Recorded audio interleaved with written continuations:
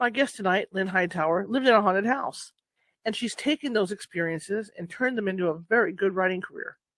Tonight, we're going to be talking about that with her. See you in about 5 minutes.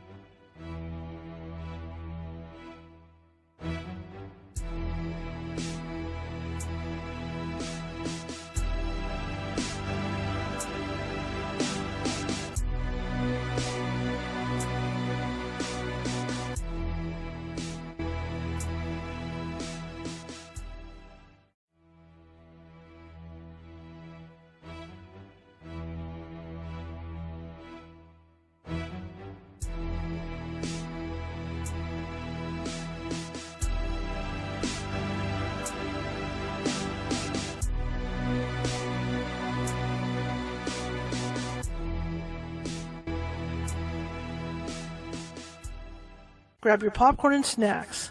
Find a comfy spot, take a seat or lie down, and let me transport you to a place of fantasy, ghost stories, ancient legends, odd creatures, alien encounters, and other magical topics. You may even decide to join the conversation.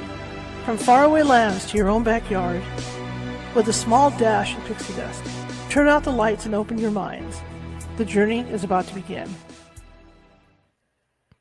Good evening, everybody. How's everybody doing tonight? I hope you said well. I had a good day, too.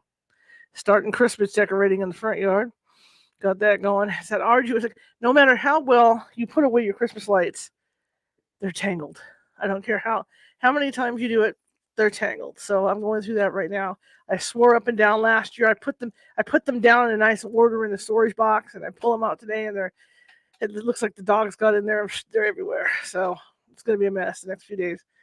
Lights everywhere. Anyway, my name is Charlotte. I am going to be your host for the next hour. This is the California Haunts radio show, and we come live for you for Sacramento, California. I am also the owner of the California Haunts Paranormal Investigation Team based out of Sacramento. The cool part about it is we're 45 strong, and that means that we're spread across the state of California. So if you have a paranormal issue that you need help with, shoot us an email, contact me on Facebook, wherever you do that, because we can get to you.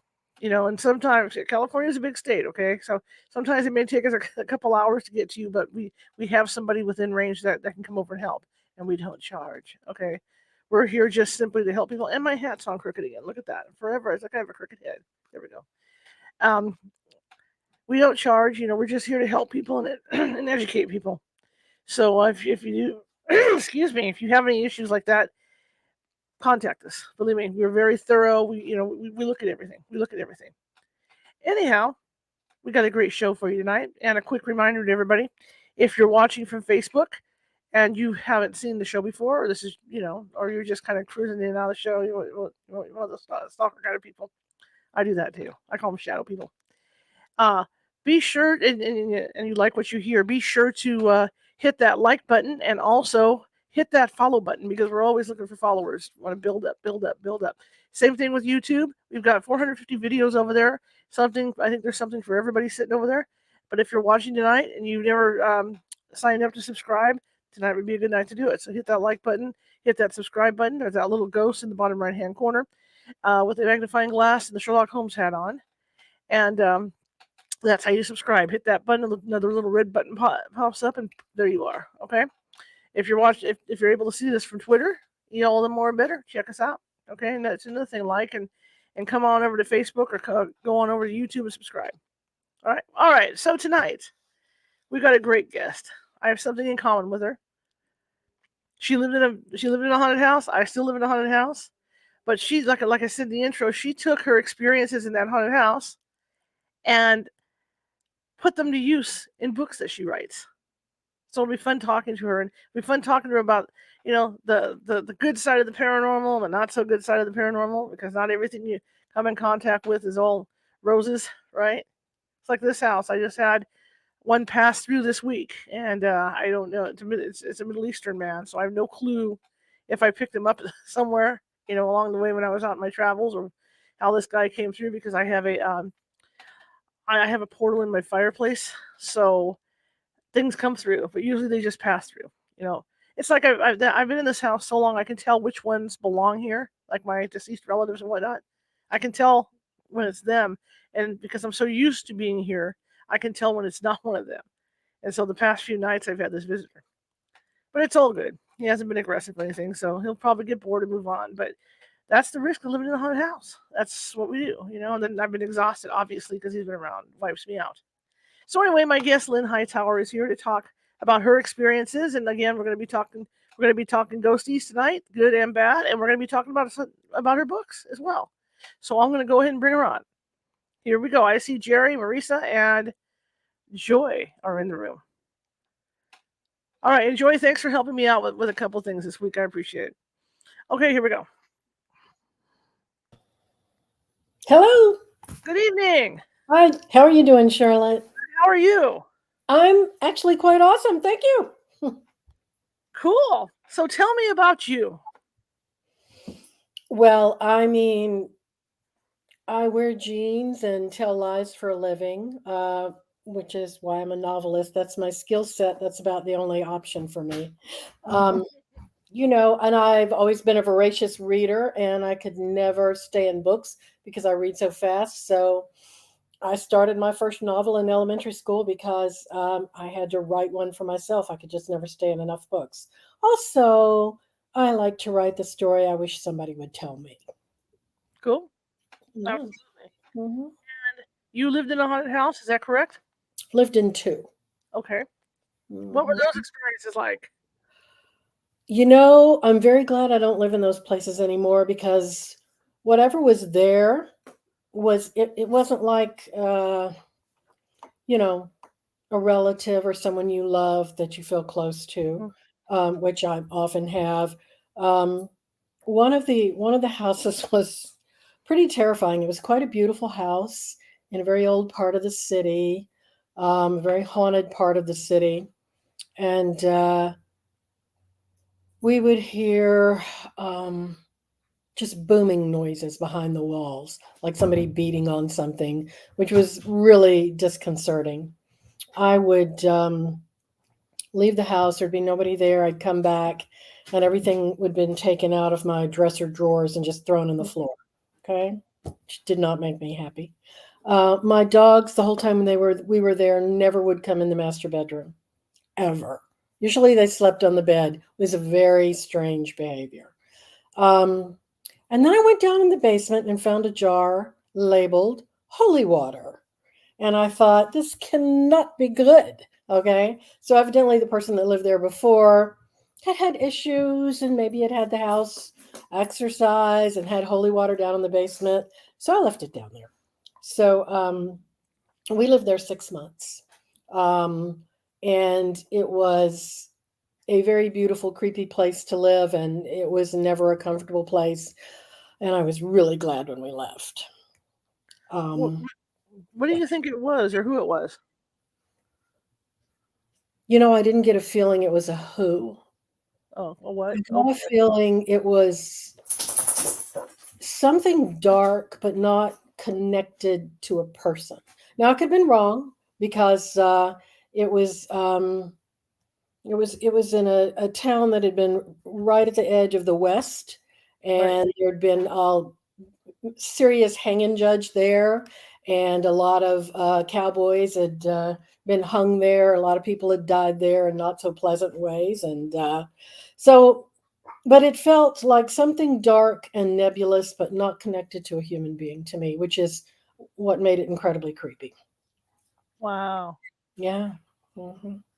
Well, but what people don't understand, and I think because you lived in a couple houses, is that you can tell the difference between what I call the usuals and the ones that aren't your usuals because Yeah. they just act the same. I think there's a big difference. I've talked to several exorcists, and what they all say is that 80% of their work is dealing with houses Mhm. that have dark, malevolent entities that are not related to ghosts or your traditional hauntings. Um, That's pretty Pardon awesome. me. Yeah, that's my little bodyguard. There you go. It's actually my big bodyguard. And what they say is it's a completely different experience than a ghost, that's attached to someone who is here, and they've passed on, their energy is still here because, as the quantum scientists will tell you, energy is never destroyed, right? Your body can die, but whatever is your consciousness and your energy just passes into another form. So that could explain a lot of haunted houses, but it doesn't explain the dark, malevolent presence you can get in some places. How So does the energy in that house feel to you? I mean, it obviously you felt had some. like a dark, malevolent presence. Dang. And Wow. that's the holy water down in the basement. Um, and the person that bought the house too after me, I had left some things up in the attic, so he tracked me down through my author website, and he said, "Hey, um, was that jar of holy water down in the basement when you moved in?" I said, "Yes, it was," and I left it there. And he said, "Yeah, my wife's not too happy about that."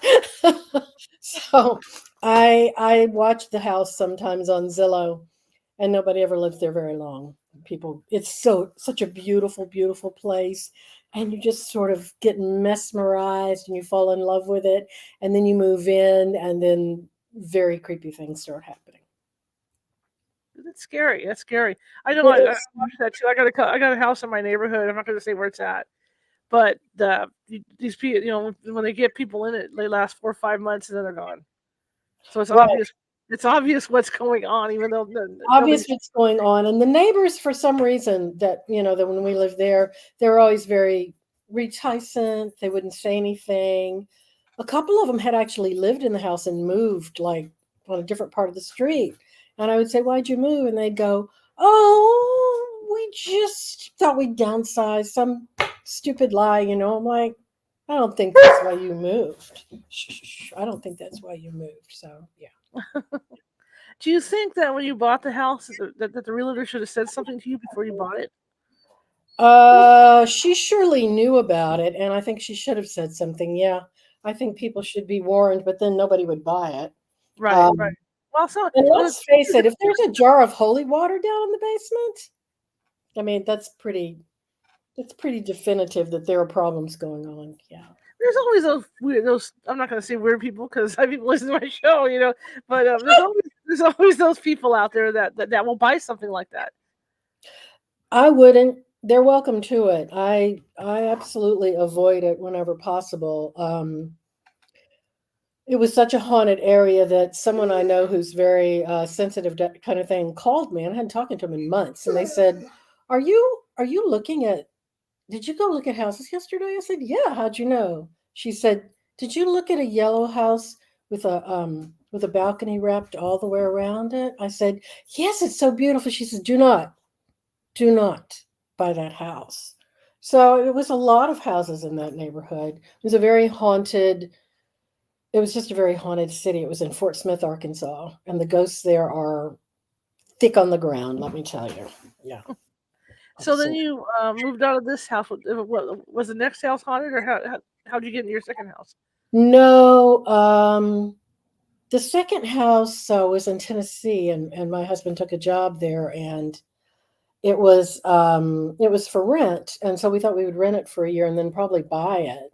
Hmm. Um, because we didn't connect it up at the time, but people would buy it to flip it, and they'd have a terrible accident, and then it'd go to somebody else, and they'd have a stroke, and then go to somebody else. I was like, didn't add that up. Okay, we moved in, and for me, every house is like a love affair. I just always fall in love with a house when I move into it, and so I went in just madly in love, and I think I woke something up. Um, and it was very welcoming, so it didn't worry me. But then things started getting really weird. Um, we would be sound asleep, and something would turn the water on full blast in the bathroom. Hmm. That is not like a trickle of water, not like a leak. I'm talking about the faucet turned completely full blast. Okay, that was pretty weird. Sometimes I would wake up and I'd get out of bed and I'd look, and there'd be like a very strange puddle of water from no leak, nowhere, right beside the bed. Water was very weird in that house. Um, I would come home, pull up in the driveway, and we had a very pretty little room off the kitchen that had a lot of windows. And we had a little bistro table in there, and we would eat in there or work in there. And every time I would drive up and look in that window, I would see, like, it looked like somebody had been sitting there, and I'd do a double take and they'd be gone.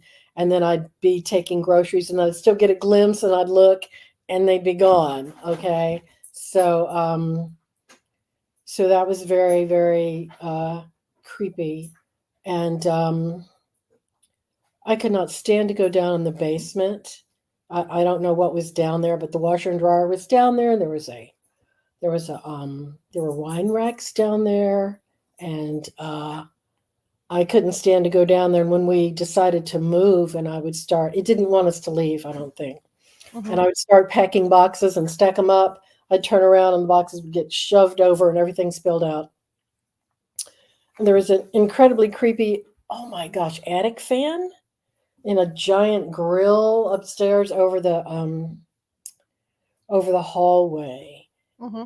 and it freaked me out just to even look at it. I always just felt like there was something up there that watched me every time I walked by. And then I got, gosh, we were there 18 months, and I started getting sick, really sick, like I had the flu. And I was sick for just weeks and weeks. And we couldn't figure out what it was. And my husband was super upset. And every night I would go to sleep, but I wouldn't sleep. I would sort of have this dream of The Piper, which is the book I was working on there. That's and I was going to make up supernatural things, but I didn't have to. I just put in whatever was going on in the house, put it right in the book. And every night I would dream it like chapter 1, chapter 2, chapter 3, night after night after night. So when I wrote the book, I didn't have to do structure work. I didn't have to figure out what happened next. I knew everything that happened. And then, we decided, no, I don't think we're going to buy this house. I think we're going to go. But I got a great novel out of it because The Piper is about phone calls from the dead, Mhm. which is actually a phenomenon. Have you heard of that? Have you dealt with it at I have. all? Yeah. And a lot of times it's very comforting. It's Mhm. people that you love that have passed on, and they just tell you they love you. Sometimes they give you a warning. Um, and I was shocked when I started researching that and I saw how real it was and how often it really does happen. The one story that got me related to that they actually showed on Paranormal 911 for the ambulance crew when the guy, it was the guy called 911 because his wife was having a heart attack, Uh huh. and the paramedics got out there. They find out that the guy's dead. Oh, really? That's Yeah, so interesting. And he called for help for he her. called for help for his wife. Yeah. Yeah. There was a terrible train wreck in California years and years ago, and one of the families of a man who was on the train, everybody in the family started getting calls from his mobile. His kids, his stepkids, his wife, his ex-wife, everybody he loved, and they could hear his voice like back in the off in the background. They could hear a lot of static, Hmm. and so they kept calling the rescue crews and saying, "Listen, he needs help. He's calling for help. He must be somewhere. You've got to find him."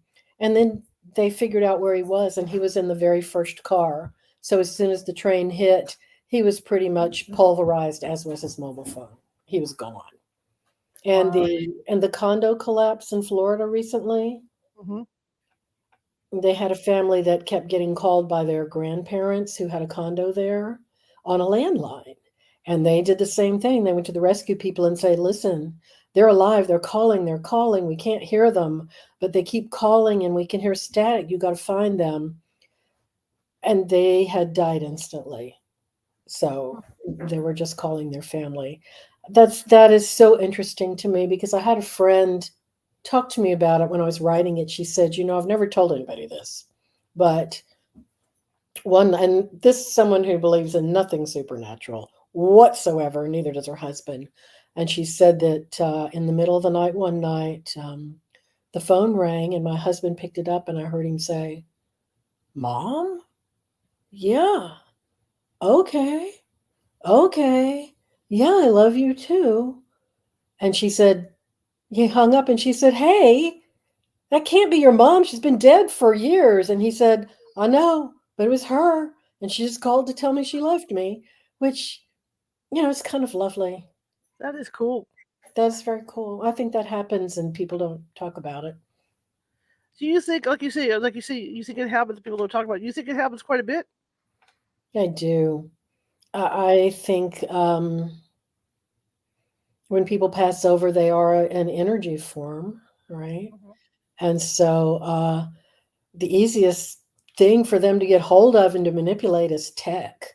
I mean, if you talk to exorcists, they will say that whatever entity it is they're going to exorcise that day, they'll get texts, they'll get phone calls, um, anything that's mechanical, anything that's electrical gets messed with.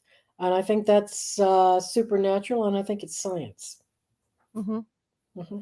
I Yeah. guess it's a case where it's just like I was just talking about. There, how drained I get. Like when there's one here and I don't know who it is, or it doesn't belong here, it wipes me out. I'm sleeping for days afterwards because it just they want that energy. They need that energy to sustain themselves. So you think they take your energy? Yes. Yes. That's pretty scary. Yeah, to sustain. I wonder if that's why I got so sick when I was in that haunted I house. was thinking of that when you were talking about it. Yeah, because I would be so, like I'd been sick for weeks and we tried to go out to dinner and I could just barely sit up at the table. And my Mhm. husband said, I think I need to take you back home, you know? Yeah, so that's so interesting. I See, never really understood why I got so sick, but as a that ghost hunter, was we it. call it a psychic hit. Say what? We call it a psychic hit, is what we call it. Oh, And like I've been in yeah. situations where I've been doing posts, like they do on TV. Here's what happened at your house. Here's the EVPs, and I felt my stomach flip as I'm sitting there when something has gone through me, and then the next day I'm out for the whole day.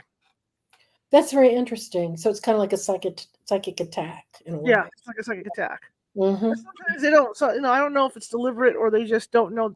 They just don't know really what it does to you. But to them, they just want to feel that energy. That the warmth again of being a human being. Well, if you if you listen to the physicists, they'll tell you that energy, is attracted to energy and comes together, and nothing exists that isn't observed, but then you're observing, right? So Hmm. actually, that makes a lot of sense. Now, did you have any experiences when you were a kid or anything like that? No, I was desperate to have a ghostly experience when I was a kid, and it never happened. The closest I came was my grandmother had this beautiful hutch in her dining room, and late at night when it was quiet, you could hear, silverware and glasses clinking and the murmur of voices and laughter, and it like a Thanksgiving family event or something. And so, it's pretty cool. And I asked her if she was scared, and she said, "No, why would I be scared? It's just family." So, that got passed down to my great aunt. So I really wanted that hutch, but so that's Well, it. if you were hearing stuff like that, you do have a little bit of ability there that's open. Yeah, well, I think a lot of people in my family have that ability. I know my mother did. She was also very psychic. She was very matter of fact about it. But if my mom said to you, "Don't go that way to school, go the other way," because if we ever got hurt or we were ever in trouble, she just showed up. She said, I knew you were in trouble." You know. The downside of that was, she could look at you and go, "Oh my God, you're getting ready to run away from home and hop a train, Lynn." And then she'd look at my father and say, "Talk her out of this." And it was like, but how did she know? I mean, I didn't tell anybody, but she knew what you were up to. Um, Can't pull a fast one on mom. I know, I know. So you were able to take these experiences that you had and put them into your books. You have quite a few books out. It's impressive. Thank you, thank you. Yeah. No, I think that everybody is interested in supernatural things because it's mysterious and we don't Hmm. understand it. And it's a big question. Is it real? What causes it? Is it a threat? Right. And it's scary, which makes for fun storytelling. Hmm. But the best books that deal with the supernatural or horror use that as a vehicle to really entertain a reader, but also deal with, serious issues of just being human, that give the stories resonance. Really, the best ones do. So I think it comes together to make fabulous storytelling opportunities. How do you get the ideas for your books? Yeah, that's so interesting. Sometimes I'll hear a bit of a story, Hmm. um, like Phone Calls from the Dead, Hmm. and at the same time move right into a haunted house. So I really feel like, I'm not laughing at you. I just know what it's like. yeah, I feel like my stories are like entities all around me, and I just pull the threads and they come. Hmm. Um, I'm doing a sequel to the Enlightenment Project, um, and I decided I was going to write about a real house that exists somewhere that someone I know lived in, which is not haunted by a ghost, but is absolutely, in my opinion, infested with some kind of dark presence that is absolutely terrifying. What they said about that place. I was talking to them while they lived there. They moved in and was out in the countryside, and it was beautiful out there. And you know, and they would say, "Oh, this is what's happening now. The dog keeps every time we open the door, the dog runs away, and we have to drag him back. He doesn't want to be in the house." Hmm. And I kept hearing my husband talk to me, and then I'd go in, and he'd say, "I wasn't talking to you," and then we'd be in the same room, and then we'd both hear the voices, and it was everything they went through was so terrifying. And I said, they were there 6 weeks, and I'd be getting you've got to get out of that place. You've got to move, you've got to go. So they did. Do you think because you've had your experiences and having like abilities that run in your family, and Mhm. this might be a stretch, but do you think that's how you're getting ideas for your books and the help you're getting to write these things? Oh gosh, that's a scary thought. You mean something dark wants to be written about? I don't know. I don't feel like I am not open to that. Okay, Something dark influencing. sure. Okay, I'm absolutely not open to that. If it's not real, I'm safe, and if it is real, I absolutely have a complete barrier to it, and I Right. absolutely am not open to that. But I am open to the storytelling. Basically, I'm just super curious about this stuff, and Mhm. I'm always trying to figure it out. Plus, I love a good ghost story. You know, Absolutely. Absolutely. absolutely, So have you absolutely. been out on ghost hunts at all? So, I'm sorry, I didn't catch that. Have you been out on any ghost hunts or anything like that? No, I haven't. It's a fascinating thought. I would love to do. I haven't even been on a ghost walk. However, if I'm out walking, I know where the places are. There you I go. mean, I'll walk by certain houses and go, mm-mm, I don't know what's going on there, but I'm crossing to the other side of the street. I'll get a sense of a place I don't want to be. Um, Actually, my husband and I looked at a rental house once, and we walked in, and we both looked at each other and said no. And we turned around, and just ran. I mean, we just went ran into the car. I don't know what was in there, but it was so horrible. Just standing in this very cute little cottage, and I kind of wanted to look around, and he just takes my arm and says, "No, we are going to the car." So, and he was very pragmatic. He didn't seem open to any of that, or he just took it in stride. But we both walked in and looked at each other and said, this place is bad." I think you just know. Yes, you do. Yes, you do. I know. I remember years ago, I was doing an investigation for a newspaper, and we were in this old building, and they had like a place where you had to walk upstairs, and it was real dark. When you looked in, and I took one look, and I just went, "Nope, not going. Not Mm. unless I have two or three people with me. I'm not going up those stairs." Because sometimes you just know, Hmm. right? So, and Absolutely. I think the gut brain is pretty smart, and the intuition is pretty smart. And I think that the older I get, the more I completely pay attention to that. Um, and when you get a bad feeling about a place, nobody has to explain it to you. You absolutely know. Now, after having those experiences in the two houses, when you started to look for some place to live, did you sit down with the realtor and go, "Look, I've had these experiences over in these other places. You're going to have to be upfront with me," or how did that work? No, what I do is two things. I always get, of course, I'm prone to falling in love with a place. I don't Mhm. think some houses just dazzle you. Okay. And then I ask someone I know who senses that kind of stuff. I said, okay, come check it out. I don't want to go anywhere where there's anything. I would rather make it up. I do not want to live in it.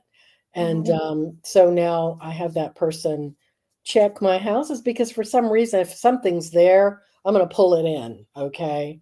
And it's going to come out. And I don't want to do that. So Right. I have Yeah. somebody I know check it out for me. How long does it take you to write a book? Just offhand. A year is luxurious. 9 months is moving pretty fast, but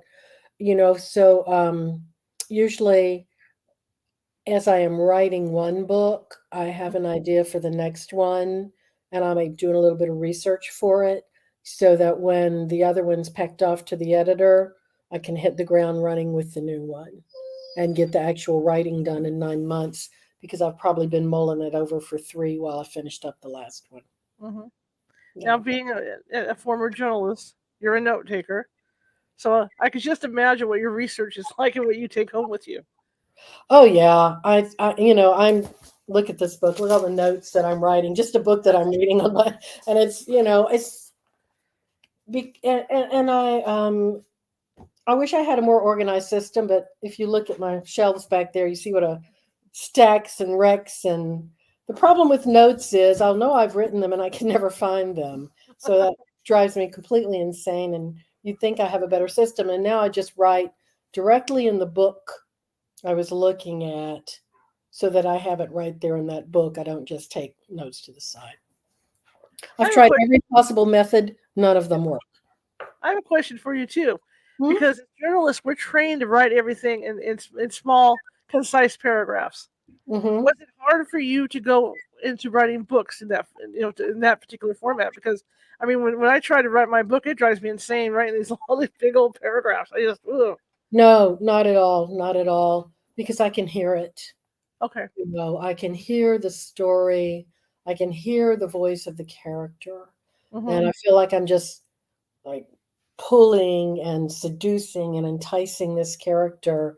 And I hear it in my head and I write it down. In addition, I write, and you might try this if that's your issue. That's what I'm thinking. Yeah. Try also writing your first draft by hand.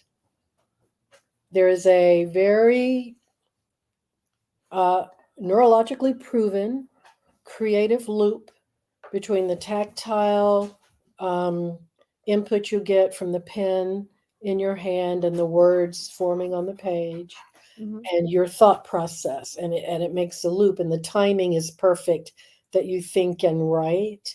Hmm. And I always do that because my first drafts are always just I can tell a difference between something I composed at a keyboard and something I wrote by hand. So you might want to try that. Okay, I will. Thank you. Yeah. Yeah. Yeah. That's my biggest issue is trying to wrap my mind around those big paragraphs. Well, write short paragraphs. All Okay. right, short paragraphs and short chapters, and basically, I think every novel has a music, and you're going to hit a rhythm with your story. So if at first you don't get it, don't worry about it. The rhythm will come. So don't stress about it because the story will come and the rhythm will come. You just have to hit your stride with it, to be honest. Give Because yourself honestly, that's what time. people don't realize. You say, okay, I'm a journal. Good, you're a writer, but it's different. It's completely different from writing like a novel or a book. It's a completely different animal because you're It's trying to completely squeeze all that different. information into like 500 words. And so it's hard to make the transition for some No, people. it is. It's very different mindset. Short story, novel, screenplay, nonfiction, journalist article. It's a completely different mindset, and you have to find a way to get back into that zone. Mhm. Right? Yeah. Mhm. So, what do you say to people that might be living in a haunted house and never really didn't know they were in it till it's too late? I would say that you know what you know. Okay. Mystery is not disproof.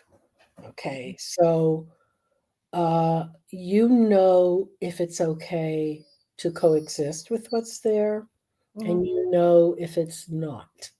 One of the hardest things when you're writing a novel about a place like that is everybody says, well, why don't they just leave?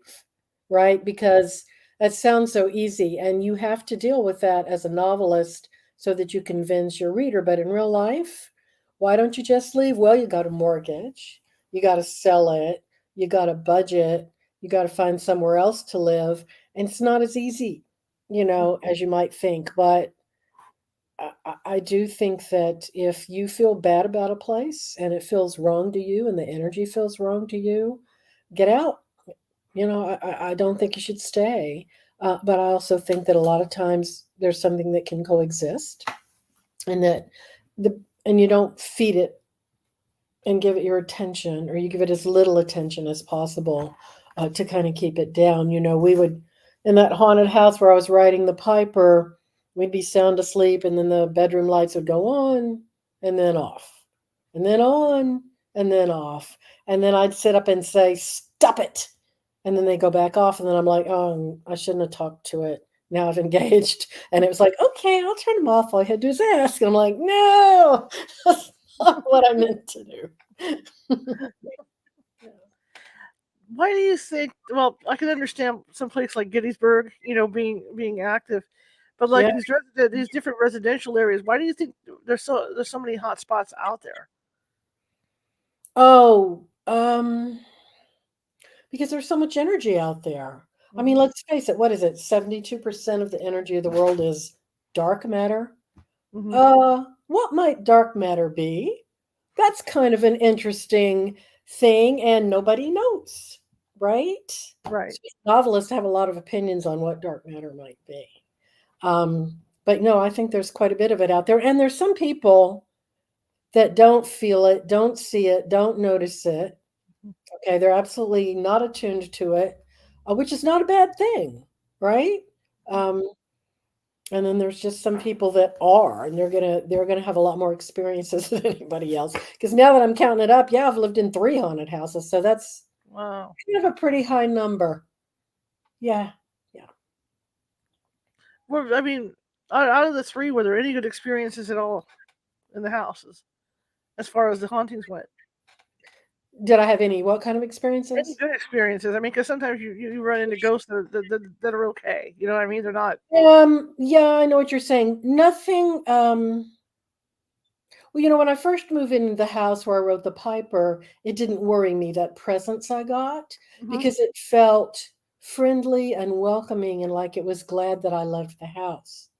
It was only when we decided we were not going to stay and we were going to move that things turned completely around. And it was like angry. Okay. And the third or fourth time I had the boxes knocked over, I sat down and I said, "Now look, I'm leaving. This is probably dumb. I'm leaving and you can't stop me." Just right, Lynn, just throw out the gauntlet like that, right? I said, "But someone else will come and someone else will love this house and you will be okay." Hmm. And so that eased it up a little bit. But I mean, if it's not, if it's something you can live with, that's fine. But I haven't had anything that I could live with. Hmm. Okay, that I felt comfortable with, and I mean, I won't say I don't feel the presence of people I love, Hmm. but it's not connected to a house. Okay, it's connected to me. Okay. Yeah. Okay. And then, like a lot, like we said earlier, you take the stuff that's happened to you and you put it into these books you write, which is terrific. Yeah, and it's you don't have to make it up. And people are like, "Whoa, how did you even come up with that?" I'm like, "Well, I was sitting in the house one night." Okay. And it really happened. I mean, who could make a I would I know I put that jar of holy water in the basement in one of the books. I'm not sure which one. I think maybe the Piper. But I would have never thought that up. Okay. And what a horrible feeling it is to look at a jar in a basement of a house you just bought and read holy water on it. You're like, "Oh no, this is not good." It's not a good sign. No, No, not a good feeling. Mm-mm. not a good sign. No. So looking back on all the experiences, how do you really feel about them? That's interesting. As much as I love the books I got, I could have Hmm. done without them. Okay. Okay. Like if I knew going in what was going to be there, I wouldn't have gone. Okay. Mm-mm. Absolutely. Do Yeah. you get creeped out writing this stuff? Because you're obviously writing about what you experienced. Do you get creeped out enough to think, well, maybe I'm going to drop back in, while I'm putting this stuff Oh down? yeah, yeah, I do. And but you have autonomy over your soul, and you get to say no. But I absolutely do get scared and creeped out when you know, and if I'm writing late at night, you'll drive past my house and like, whoa, every single light in that house is on. Every single light is on, and it's also very nice to have a very big dog. Hmm. Um, but I'll tell you, there've been times I've been writing with her beside me, and she'll just be sound asleep. And then she'll jump up and she'll start growling at something over my shoulder, and I'm like, yeah, I don't know what you see, but she runs through the house, chases it off, does a patrol of the backyard, comes back, gets on the bed, and says, "It's all good now. Took care of it." I'm like, I don't know what you just took care of, but good girl, thank you. Here's a treat. See, I always wonder what happens when I'm not here because one of the Oh, little that's a good kids, question. he couldn't have been 8 or 9 years old. This kid, he walked by, and the neighborhood knows I'm a ghost hunter. But the little kid walks up to me. I'm unloading groceries, and he goes, "You have ghosts." Really? Not you're a ghost hunter. You have ghosts. So I'm thinking, wonder what goes on when I'm not here. Are the doors opening up? Yeah, I mean, you Turning could put around? a camera up, but yeah, because I went into a very haunted school recently. Mm-hmm. Um, and this place was just horrible, and the things that go on there are terrifying. And it's a school, kids go there during the day. The teachers never stay past dusk. None of them do. And there are cameras in all over the school. And we Mm-hmm. were there. It was starting to get, it was dark. We should have gone, but it was dark, and we were looking at the cameras, and having camera views all over the school is really creepy because you see something and we're like, what is that in the cafeteria? And we're like, I don't know. Should we go look? And I'm like, no, I don't think we should. I think we can because the cafeteria was deep down the corridors, back in the back, and I'm like, I don't want to go back down there. I don't like what I'm seeing can't quite tell what's there, on the camera, but it's moving and it seems to be connecting, and I think we should just go. So we went. I'm Yeah. good. I'll pass. Yeah. I like your energy. You're funny. About this stuff.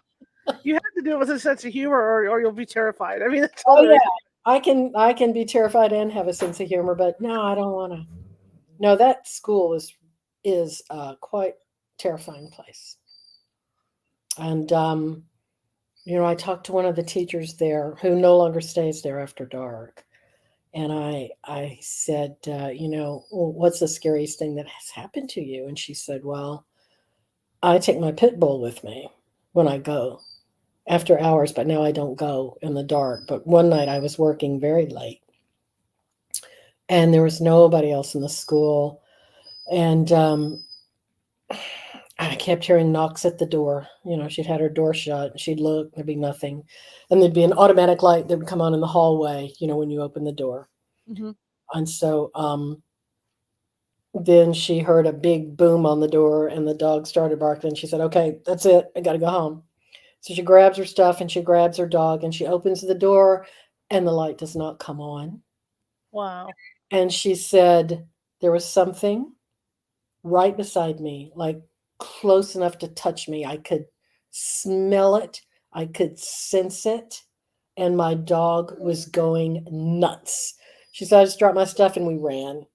And I don't know, the thought of being in a dark hallway deep inside a school Mm-hmm. was something that's like close enough to touch you and it's completely pitch dark. Yeah, that's pretty terrifying. That's very terrifying. And, you know, all of the teachers have their stories. Nobody goes there after dusk unless it's a new teacher who isn't in on the information. Mm-hmm. And I really think the welcoming crew should tell them. But the thought of something that close that she could sense and feel, that just Mm-hmm. horrifies me. It horrifies me. Yeah. See, I don't sleep in the dark. I don't like the dark. I'm a ghost hunter. I don't like You don't. I bet you don't. the TV's on, the lights are on. I do Yeah, not sleep. I do not no. go. Don't you get? Do you get scared living there in your haunted house? Sometimes, especially, it doesn't bother. Like you say, when you know who's here, which is fine. The normal, what I call the normals. Hmm. It's like this one that comes through this week. This Middle Eastern gentleman. I have no clue who this guy is. That's the stuff that scares me because I watch him playing with my dog. Like last night, he And played your with my dog's dog okay for with 2 that? hours. Your dog's okay with being played with like that? Apparently, didn't bother in the least. That's to me that would be a good sign if my dog was okay with it. Right. My That's why dog is.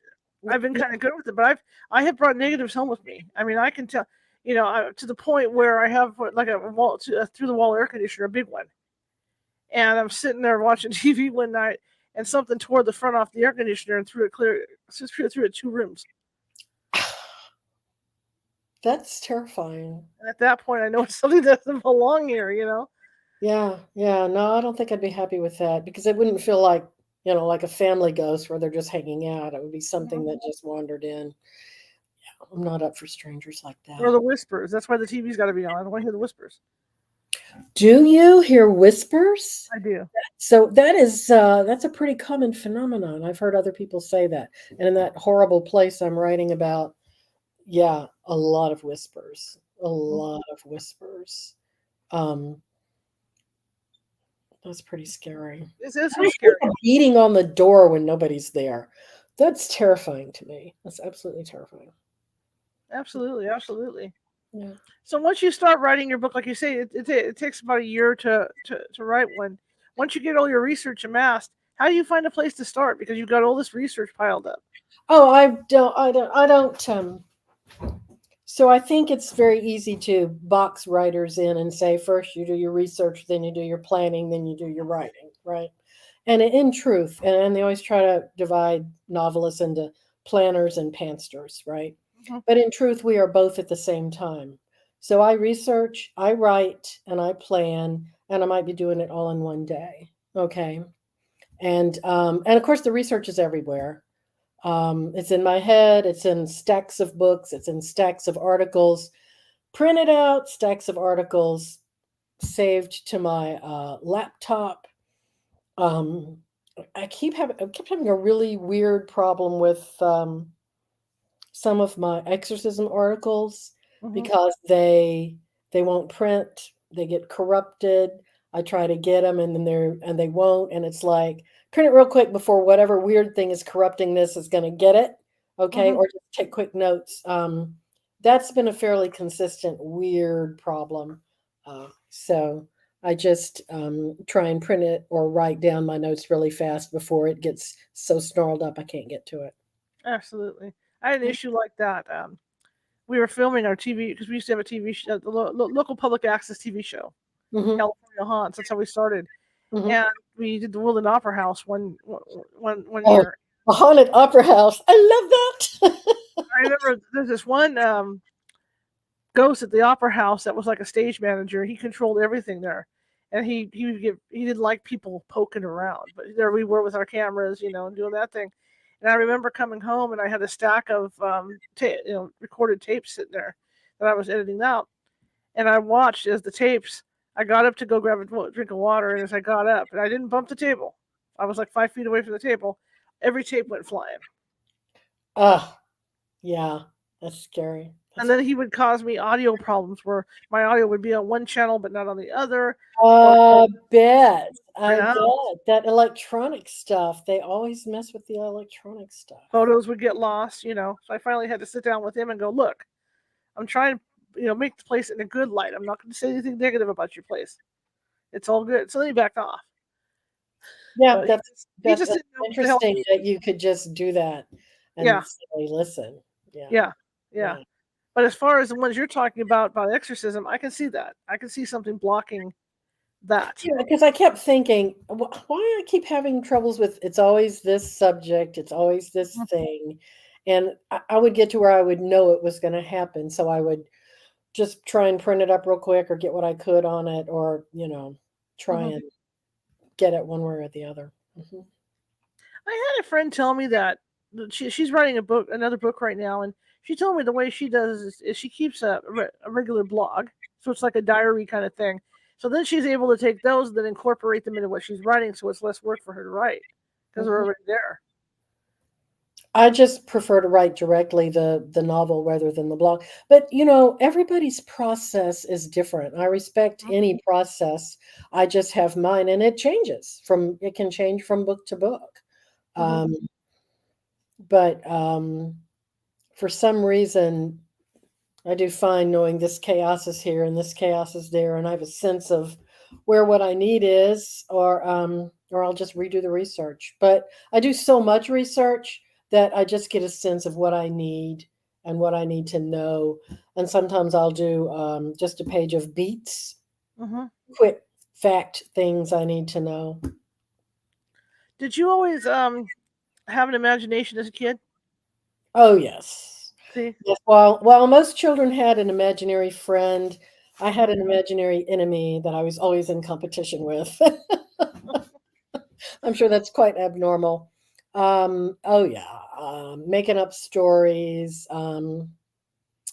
Gosh, the day I ran home and told my mother there was a mummy in the woods, I saw something, and I just decided that's a mummy, right? And you know, as usual, they sent my big brother out with me to see what was really going on, and I had him almost convinced. I am the best liar in the world. If I tell you the truth, you might or might not believe me. But if I tell you a lie, you will 100% believe me. So I was Cool. pretty good at that. Yeah. Cool, cool, cool. That's what I was wondering because you have all these books out, so I mean the ideas have to come from somewhere. Oh, yeah. Yeah. Oh, I have tons of fabulous ideas. I never am at a loss for ideas. A lot of times, it's an emotion and a point I want to make that's very important to me, Hmm. that drives me through the book.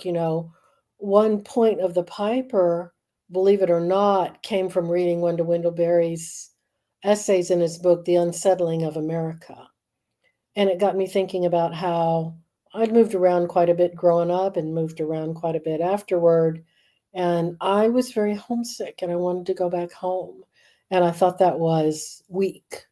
And then I read his book and it's like, no, it's not. It's normal to want to be home and to want your family and your community. And we are so brainwashed by our culture that you got to go out, you got to move, you got to leave everything behind.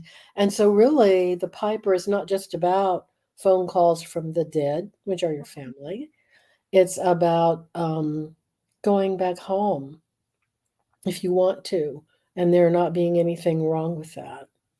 So usually there's some idea like that that's driving the book in the middle of what I hope is a really fun story. That's it. It's interesting. It's interesting to hear what how a writer does things. Because like I Mhm. said, I got one book that's been sitting there for a couple of years because I have to go back and forth to it because I'm freelancing and doing all this other stuff. Oh yeah, But because you lose your I momentum. so Yeah. it's interesting to hear different techniques so that maybe I can apply some of those to what I'm doing to help me progress with this book. A lot easier than what One I'm thing, doing. and one thing I'd suggest to you is the hard thing about, and we are all living in real life, and sometimes we have to set a book down and go back to it. Hmm. But if it is at all possible for you to, like, 2 times a week write 3 pages, something very doable to set yourself up for success, Hmm. that will keep your momentum going, it'll keep the book in your head. That might help you get, so you don't have to just rehash and restart all over again. That's a technique I tell a lot of the writers I work with. Yeah, you got a full-time job, you've got kids. You're writing in real life. Instead of beating yourself up, set very doable goals. If you do 2 pages 3 times a week, you'll have a first draft by the end of the year. That's a pretty doable thing. That makes a lot of sense. Thank you. Yes, yes, that makes a lot of sense. And I do have time for at least twice a week. Yeah. Um, Talking about this book that you're writing about this haunted house. How did you find out? I mean, did the people come to you? She's a friend of yours, or how'd Yeah, that they work? were friends, and Okay, I knew they were moving to this beautiful place in the country that they were so excited. okay, okay. I was just like, we would be talking, how's it going? How's it just like, it's not going well. It's not going well at all. And they could, they would need people to come out and do work on the house, and they'd come in and go, oh, yeah, we're not going in there. Why? We don't go in that house. You need to get out. Everybody said that to them, all in the community, everybody that knew where they were. They wouldn't say why, they wouldn't go into detail. They just go, you need to get out. I mean, yeah, they did. It's so weird because even if you don't believe in this stuff, Right. you know, it believes in you if you're in that house. And one of there was a very pragmatic. I don't believe in it, and we need to get out. Yes, whatever it is, we need to get out. So Hmm. yeah, And there's so many factors that can be involved in this stuff too. It may not even be someone that died in the house. It could be someone that died on the land. It could be something attached to the land that's just waiting for the right person to move into that house, and then the activity starts up. anybody that moves into that house is the right person for whatever is there. Blimey, whoa, I don't think it's like a ghost or like a ghost that's trying to find its way home or it's disturbed. I think it is something very dark. wow. Yeah, it's Yeah. got to be attached to the land somewhere, just waiting for the right I storm. have my theories. I have my theories. So have you had the chance to go out there, or are you just writing it based on what they're telling you? I'm writing it based on what they're telling me and on the pictures they took. Okay. I'm still going back and forth on whether I should go out there, but I know that I can attract things.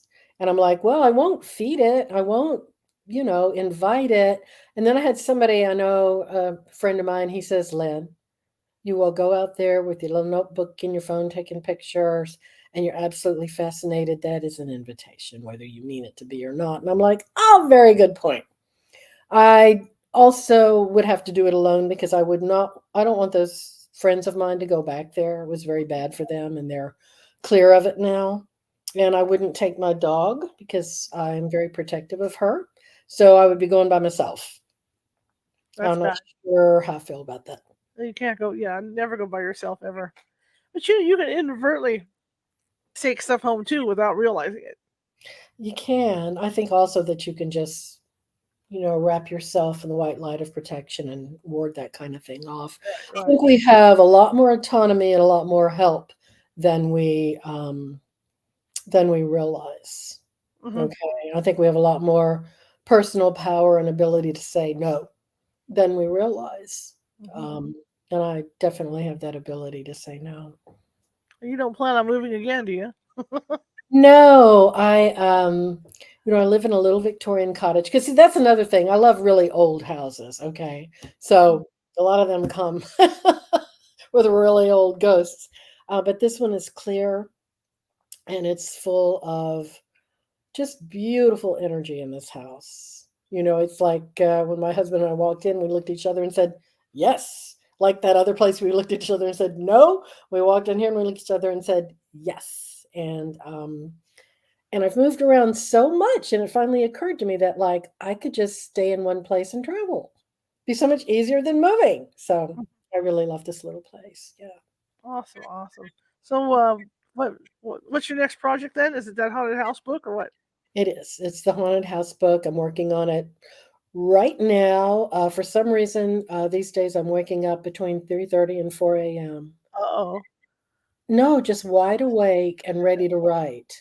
there you go. So I get a cup of coffee and curl up with puppy and work on the book, 3 or 4 hours, and then get up and have a regular day. Mhm. That's good though. I like that. I prefer doing stuff late night like that too. Yeah, I don't, it's really odd. And I was telling a friend of mine that, and he says, no, there's something weird about through 3:30 to 4:30 a.m. There's some kind of thing where you're in sync with the universe, with your creativity. Who knows? It's a great theory. Hmm. And all I can tell you is that I love it. That's not like me to want to get up so early, but it's like, no, I wake up and I'm ready to go and I love it.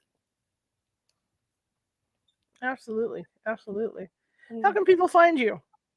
They can find my website at www.lynnhightower.com. I'm on Twitter, I'm on Facebook, I'm on Instagram, and on all my social media, you'll see mainly my dog, and she's quite cute. That works. It's all And about the dog. also a little bit of, uh, shows I'm doing and podcasts I'm doing or scary things that are happening. Fair enough. Lynn, thank you so much for coming on. I appreciate Thanks it for so having much. me. Thanks. I've been wanting to get you on for a long time. Yeah. Have you? Yeah. Yeah, yeah. I'm delighted to be here. So hopefully, when your new book comes out, let's chat some more. How's that sound? I would love to do it when my new book comes out. I'm going to have so many things to tell you about. Okay, Because sounds this book is, I am pulling out all the stops on this one. It's going places I never even imagined. So, yeah. absolutely. I'll All have a right, lot. sounds good. Thank you so much. I appreciate it again. Thank you. All Okay. right, you have a good evening. Bye bye. Bye bye. Okay, that was really fun, and I got to pick her brain a little bit about writing because yes, I am writing a book about my paranormal adventures. Starting out a skeptic, even though I had experience as a kid, right? Starting out, as you get older, sometimes you lose that stuff. I lost it, and it came back later on. But starting out as a skeptic, being a journalist, in fact, I was working with crime and courts beats, so I was really, really skeptic about stuff. And then as the more I got into ghost hunting, the more I believed that there is something going on out there. I mean, truthfully. Anyway, tomorrow we're shifting gears. Dr. Scott Taylor is with us. He's going to be talking about shared NDEs. That'll be our usual time, 6:30 p.m. Pacific. But I want to thank you all for coming. In fact, I'm going to look at your names here. I'm blind. Remember that? Jay, I called you Joy earlier. I'm sorry. It looks like it looks like I owe it to me. But thank you for your assistance in some of the errors I made this week. I appreciate it. Jerry, Marisa, and whoever, and everybody else that listened tonight, because I know you're out there, and everybody on the podcast, thank you very much for listening. And like I said, tomorrow, Dr. Scott Taylor will be with us to talk about shared NDEs. Now, if you like the show, share it with 5 people. If you despise the show, share it with 5 of your enemies because I am equal opportunity. I figure everybody should either like it or suffer from it. So please do share it with your buddies. There's a new way to find us on YouTube. You can go to youtube.com/ampersand at California Haunts Radio, and the C, the H, and the R is capitalized. Again, you can find us on Facebook. Just type in California Haunts, and you will find us. All our pages will pop up. And you can find me on Instagram under Ghosty Gal, all lowercase. All right. So anyway, I'm going to give you Lynn's contact information and show a few of her books so that you can search those out. And then I'm going to take off here. Oh yes, the ticker at the bottom. It's my PBS moment. Since California Haunts, since I own it, we don't take money to investigate. Like I said, we do it just to help people, to teach them about the paranormal and to see if if they have something negative, to try to help them out with that and things like that. So if you could find it in your heart to help me keep the show on the air, keep the group going, that would be great. Not a lot, just a little bit. You can do that at paypal.me at California Haunts or Venmo at California Haunts. I got bills to pay just like the internet, and if a computer dies or equipment dies, I have to pay for it out of pocket. So that would be terrific. I would really appreciate it. And I know you guys have been listening for a long time. We've been in this format for 3 years. We spent 10 years at Blog Talk Radio, doing it via Blog Talk Radio, and it's just expenses. And I know everything's tight for everyone. But anyway, I'm going to shut up about that. And again, I will show you Lynn's contact information. Let me get my little buttons pushed. And then you guys, I'll see you tomorrow. So here we go. That's a website at www.lynnhightower.com.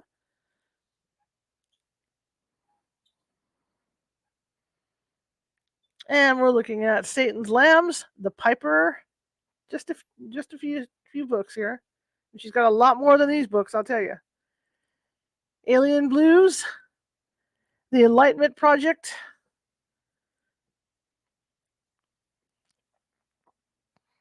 High Water, and No Good Deed. And again, there's even more books that you can peruse as well.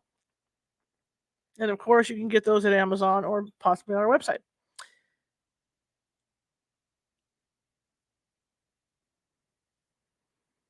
Okay, well, I will see you guys tomorrow, 6:30 p.m. Pacific. Dr. Scott Taylor, shared near-death experiences. See you later.